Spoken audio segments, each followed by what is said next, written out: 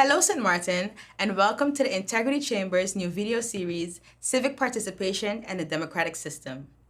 In this video, we will be discussing the tools of engagement that are available to the citizens of St. Martin when it comes to civic participation.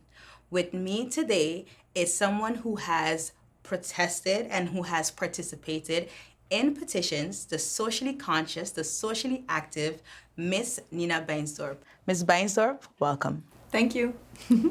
Nice to be here. So, Ms. Bijnsdorp, you're here to discuss the tools of engagement that are available to the citizens when it comes to civic participation. What are some of the tools that are available to us?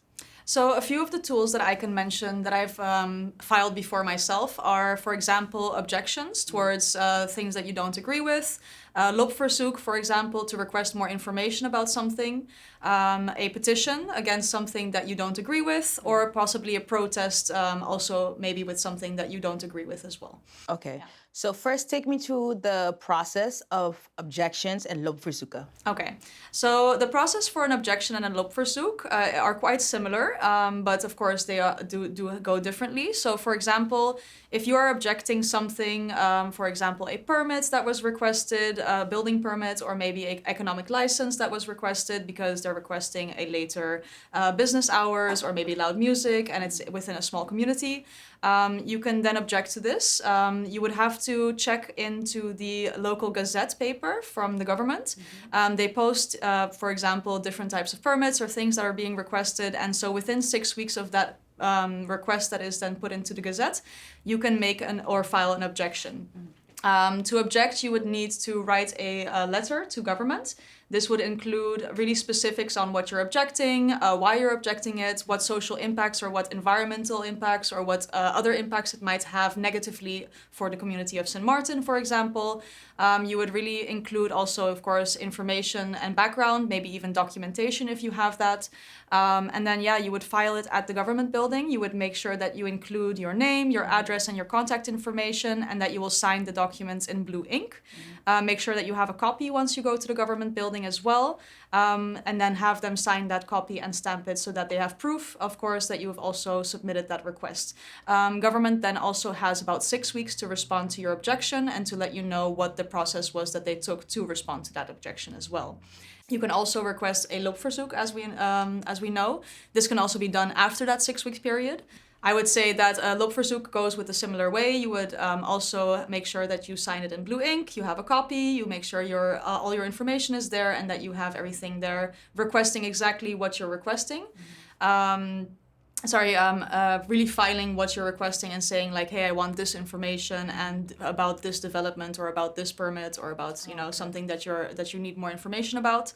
And really make that specific and detailed. So, and also make sure that you really give it to the relevant authorities. So if you're going against an economic license, then you would really need to go for a TEAT, for example, the Ministry of TEAT.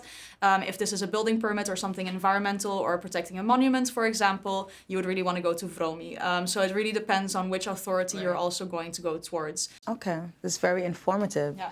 And take us through the petition process. First, let's start with the question, what is a petition? Okay, so a petition is really a formal and written request towards an authority, often also a government body or like a ministry. This includes often a lot of signatures from other concerned citizens that agree with your issue. And this really is towards a specific issue or maybe to have a specific action taken against that issue. And what is the process then of filing a petition? So filing a petition, I would say the first step is really to plan and research. So make sure that you understand what you're petitioning, make sure you have the relevant information, that it is factual information that you have. And then after that research and planning phase, you start to write your proposal or your letter.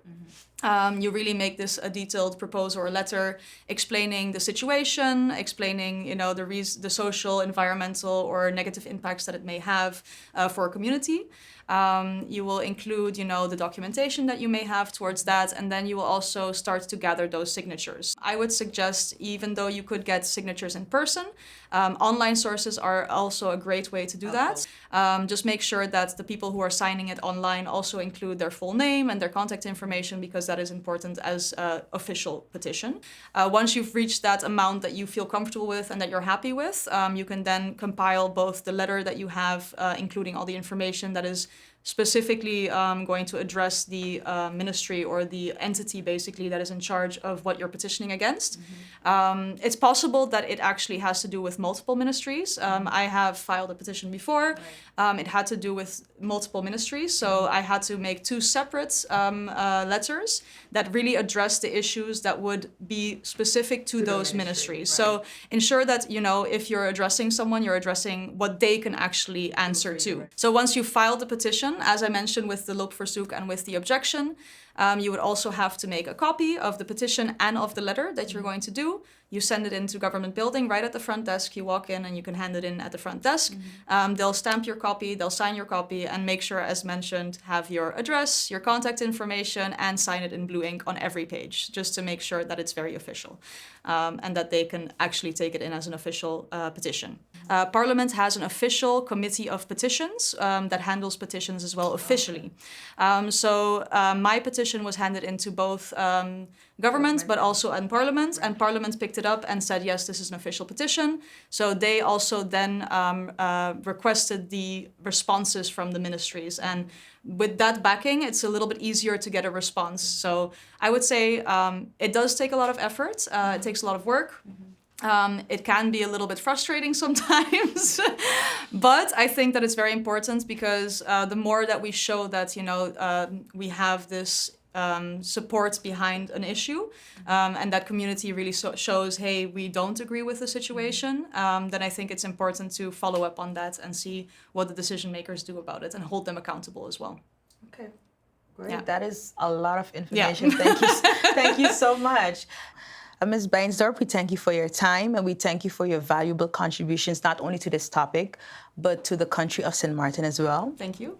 And to you, our viewers, we thank you for watching. Stay tuned for the following video in our series, Civic Participation in the Democratic System.